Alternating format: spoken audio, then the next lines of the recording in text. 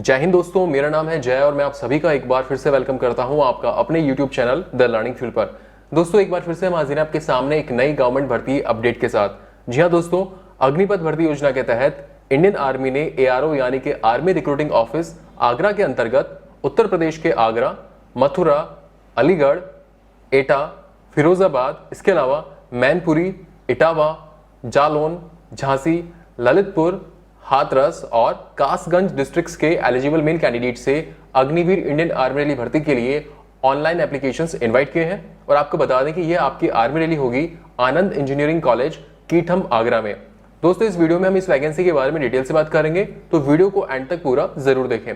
तो चलिए शुरू करते हैं और सबसे पहले बात करते हैं यहाँ पर पोस्ट नेम के बारे में। तो यहाँ पर आपकी पोस्ट रहेंगी अग्निवीर GD, अग्निवीर टेक्निकल, इसके अलावा अग्निवीर क्लर्क, अग्निवीर SKT यानी कि स्टोर कीपर टेक्निकल। इसके अलावा यहाँ पर आपकी पोस्ट रहेगी अग्निवीर ट्रेड्समैन 10 पास और अग्निवीर ट्रेड्समैन 8 पास। अब बढ़ते हैं आगे और बात करते हैं इसकी इंपॉर्टेंट डेट्स के बारे में। तो इसके ऑनलाइन रजिस्ट्रेशन 5 जुलाई 2022 से शुरू हो चुके हैं और इसके रजिस्ट्रेशन की लास्ट डेट है 3 अगस्त 2022। और अगर बात करें यहाँ पर आपकी रैली की डेट के बारे में, तो यहाँ पर आपकी रैली की डेट रहेगी 20 सितंबर 2022 से लेकर 10 अक्टूबर 2022 तक। तो ये होगी इसकी इंपॉर्टेंट डेट्स। अब हम बात करेंगे इसकी एप्लीकेशन फी के बारे में। तो दोस्तों यहाँ पर आपको बता दें कि आप चाहे किसी भी कैटेगरी से बिलोंग करते हो, यहाँ पर आपको कोई भी एप्लीकेशन फी का पेमेंट नहीं करना होगा। अब बढ़ते हैं आगे और बात करते हैं इसकी एज लिमिट यानी कि आपकी उम्र के बारे में। तो यहाँ पर आपकी उम्र 1 अक्टूबर 2022 के हिसाब से काउंट होगी। तो इस डेट के हिसाब से आपकी कम से कम उम्र 17.5 साल तक हो सकती है और आपकी अधिकतम उम्र 21 साल तक हो सकती है। लेकिन दोस्तों यहाँ पर आपको बता दें कि साल 2022-23 के लिए इंडियन आर्मी की जो भी रिलीज होंगी उन सभी के लिए आपकी मैक्सिमम एज में आपको 2 साल तक की छूट दी जाएगी, यानी कि आपकी जो अधिकतम उम्र है वो 23 साल तक हो सकती है। तो ये हो गई आपकी एज लिमिट। अब बढ़ते हैं आगे और बात करते हैं इसके पे स्केल यानी कि इसके वेतन के बारे में। तो दोस्तों आपको बता दें कि अग्निवीर को मिलने वाली सैलरी के बारे में हमने एक डिटेल सेपरेट वीडियो बना रखा है, तो ज्यादा जानकारी के लिए आप वो वीडियो जरूर देखें। वीडियो का लिंक आपको ऊपर आई बटन में और इस वीडियो के डिस्क्रिप्शन में मिल जाएगा। इसके अलावा अगर आप ये जानना चाहते हैं कि अगर कोई अग्निवीर शहीद हो जाता है तो उस अग्निवीर को शहीद होने पर कितनी धनराशि यानी कि डेथ कंपेंसेशन के रूप में कितनी धनराशि मिलेगी, तो इसका भी हमने एक डिटेल सेपरेट वीडियो बना रखा है। तो ज्यादा जानकारी के लिए आप वो वीडियो जरूर देखें। इस वीडियो का लिंक आपको ऊपर आई बटन में और इस वीडियो के डिस्क्रिप्शन में मिल जाएगा। अब बढ़ते हैं आगे और बात करते हैं यहाँ पर आपकी एजुकेशनल क्वालिफिकेशन के बारे में। तो यहाँ पर सबसे पहले हम बात करेंगे अग्निवीर GD यानी कि जनरल ड्यूटी ट्रेड के लिए आपकी एजुकेशनल क्वालिफिकेशन के बारे में।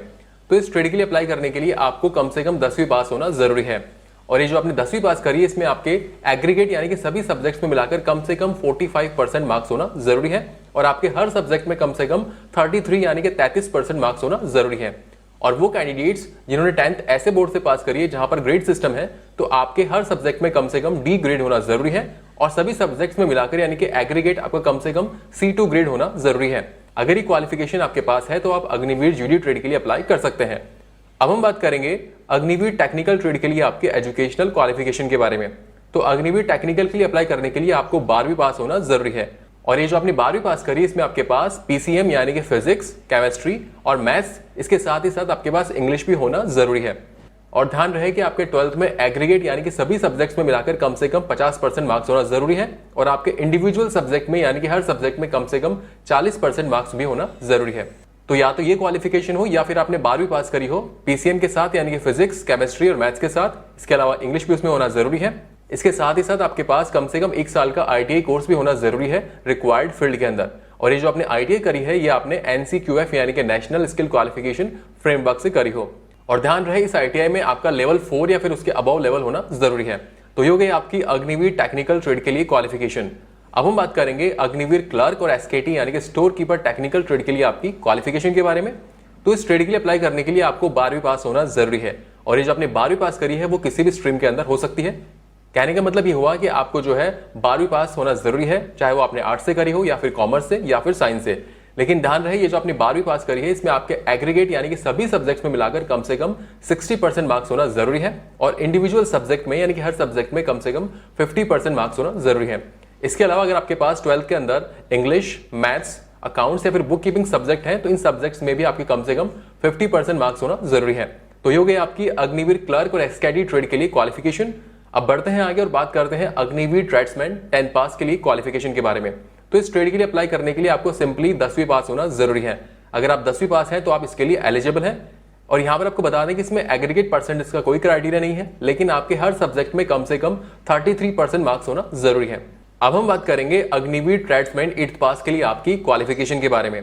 तो इस ट्रेड के लिए अप्लाई करने के लिए आपको सिंपली 8th पास होना जरूरी है, और इस ट्रेड के लिए भी आपका एग्रीगेट परसेंटेज का कोई क्राइटेरिया नहीं होगा, लेकिन आपके हर सब्जेक्ट में कम से कम 33% मार्क्स होना जरूरी है। तो ये हो गई आपकी अग्निवीर ट्रेड्समैन 8th पास के लिए क्वालिफिकेशन। तो दोस्तों ये थी आपकी ट्रेड वाइज एजुकेशनल क्वालिफिकेशन। अब बढ़ते हैं आगे और बात करते हैं इसके सिलेक्शन प्रोसेस के बारे में। तो इसके सिलेक्शन प्रोसेस में आपके टोटल 4 स्टेप्स होंगे। सबसे पहला स्टेप होगा आपका पीएफटी यानी कि physical fitness test. PFT clear करने के बाद में आपका अगला टेस्ट होता है पीएमटी यानी कि physical measurement test. PMT clear करने के बाद में आपका होगा मेडिकल एग्जामिनेशन, और फिर लास्ट में आपका होगा रिटन एग्जामिनेशन। तो यहाँ पर 1 बाय 1 करके हम इन सभी के बारे में डिटेल से बात करेंगे। तो चलिए शुरू करते हैं और सबसे पहले बात करते हैं पीएफटी यानी कि फिजिकल फिटनेस टेस्ट के बारे में। तो पीएफटी में सबसे पहले आपकी होगी 1.6 किलोमीटर की रनिंग, और इस 1.6 किलोमीटर रनिंग को 2 ग्रुप्स में डिवाइड किया गया है, ग्रुप फर्स्ट और ग्रुप सेकंड। ग्रुप फर्स्ट में वो कैंडिडेट्स आएंगे जो इस 1.6 किलोमीटर रनिंग को 5 मिनट 30 सेकंड के अंदर कंप्लीट कर लेंगे, वो कैंडिडेट्स ग्रुप फर्स्ट में आएंगे, और ऐसे कैंडिडेट्स को 60 में से 60 मार्क्स दिए जाएंगे। और वो कैंडिडेट्स जो कि 1.6 किलोमीटर रनिंग को कंप्लीट करने के लिए 5 मिनट 31 सेकंड से लेकर 5 मिनट 45 सेकंड तक का टाइम लेते हैं, तो ऐसे कैंडिडेट्स को ग्रुप सेकंड में रखा जाएगा और आपको 60 में से 48 मार्क्स दिए जाएंगे। तो पीएफटी में ये हो गई आपकी 1.6 किलोमीटर की रनिंग। 1.6 किलोमीटर रनिंग कंप्लीट करने के बाद में पीएफटी में आपका अगला टेस्ट होता है बीम यानी कि पुलअप। तो यहाँ पर पुलअप टेस्ट के अंदर आपको मैक्सिमम 10 पुलअप्स निकालने होते हैं, और अगर आप 10 पुलअप्स प्रॉपर वे में सही तरीके से निकाल पाते हैं तो आपको 40 मार्क्स दिए जाते हैं। अगर आप 9 पुलअप्स निकाल पाते हैं तो आपको 33 मार्क्स दिए जाते हैं। अगर आप 8 पुलअप्स निकाल पाते हैं तो आपको 27 मार्क्स दिए जाएंगे। अगर आप 7 पुलअप्स निकाल पाते हैं तो 21 मार्क्स, और अगर आप 6 पुलअप्स निकाल पाते हैं तो आपको 16 मार्क्स दिए जाएंगे। और वो कैंडिडेट्स जो कि 6 पुलअप्स भी नहीं निकाल पाते हैं तो ऐसे कैंडिडेट्स को डिस्क्वालीफाई कर दिया जाएगा। पीएफटी में बीम यानी कि पुलअप टेस्ट होने के बाद में आपका अगला टेस्ट होता है 9 फीट डिश। 9 फीट डिश में एक 9 फीट का लंबा गड्ढा होता है जिसको कि आपको कूदना होता है। और यहाँ पर आपको बता दें कि इस टेस्ट के कोई मार्क्स नहीं जुड़ते हैं, लेकिन आपको इसको क्वालिफाई करना जरूरी है अगले स्टेप्स में जाने के लिए। पीएफटी में 9 फीट डिश क्लियर करने के बाद में आपका अगला टेस्ट होता है जिगजैग बैलेंस।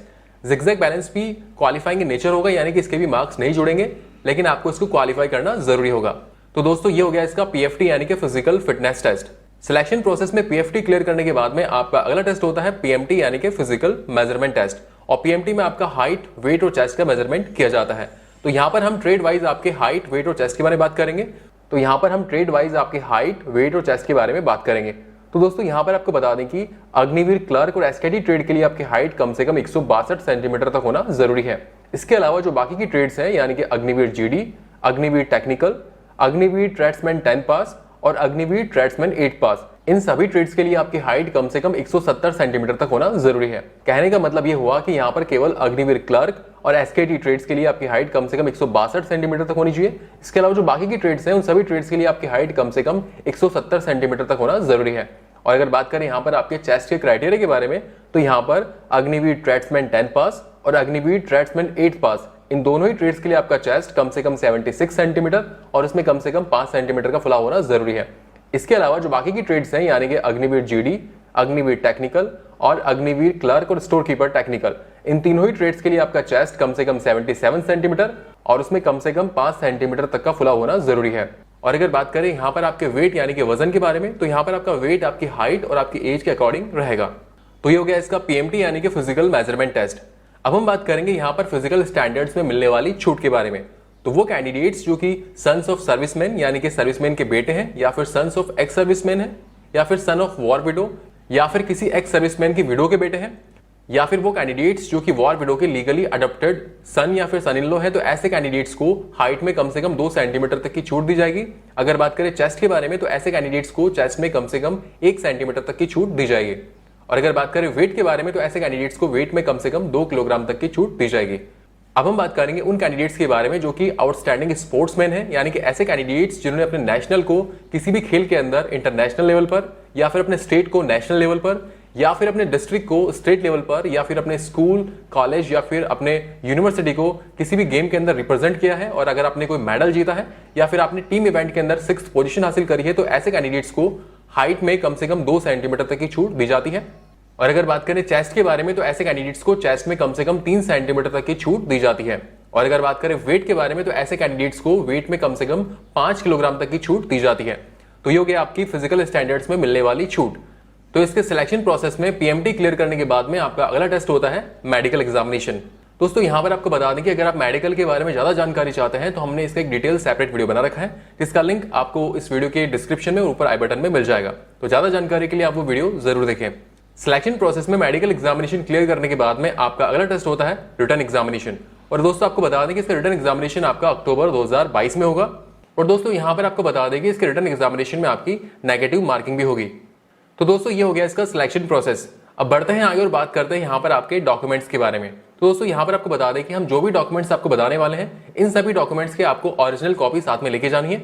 और ओरिजिनल कॉपी के साथ ही साथ आपको हर डॉक्यूमेंट की 2 अटेस्टेड फोटो कॉपी भी साथ में लेकर जानी है। तो आइए जानते हैं कि वो कौन कौन से डॉक्यूमेंट्स हैं जो कि आपको रैली के टाइम साथ में लेके जाने हैं। तो यहाँ पर आपका सबसे पहला डॉक्यूमेंट है आपका एडमिट कार्ड।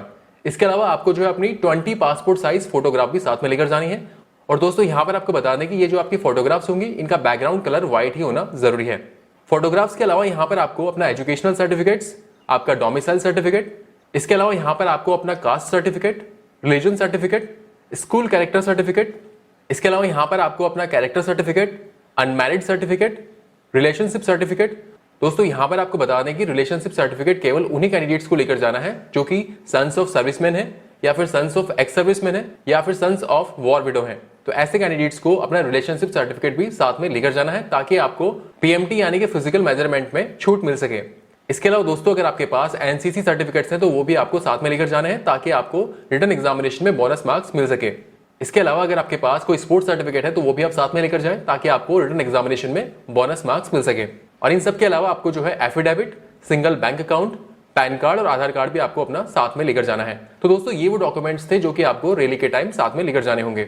अब फाइनली हम बात करेंगे कि आप इस वैकेंसी के लिए कैसे अप्लाई कर सकते हैं। तो इस वैकेंसी के लिए अप्लाई करने के लिए इंडियन आर्मी की ऑफिशियल वेबसाइट www.joinindianarmy.nic.in पर जाकर आप इसका फॉर्म फिल कर सकते हैं। सो फ्रेंड्स, ये वीडियो था ARO यानी कि आर्मी रिक्रूटिंग ऑफिस आगरा के अंतर्गत उत्तर प्रदेश के आगरा, मथुरा, अलीगढ़, एटा, फिरोजाबाद, इसके अलावा मैनपुरी, इटावा, जालौन, झांसी, इसके अलावा ललितपुर, हाथरस और कासगंज डिस्ट्रिक्ट्स के एलिजिबल मेल कैंडिडेट से अग्निवीर इंडियन आर्मी भर्ती के लिए ऑनलाइन एप्लीकेशंस इनवाइट किए गए हैं, उसके बारे में ये वीडियो था। दोस्तों उम्मीद करते हैं कि यहाँ पर हमने आपको जो इन्फॉर्मेशन दी वो आपको अच्छी लगी होगी। अगर वीडियो अच्छा लगा हो तो इस वीडियो को लाइक और अपने दोस्तों के साथ शेयर जरूर करें। और फ्यूचर में इस चैनल पर इसी तरह के यूजफुल वीडियोस देखने के लिए इस चैनल को सब्सक्राइब करके बेल आइकन जरूर दबाएं। So thank you for watching our video. जय हिंद।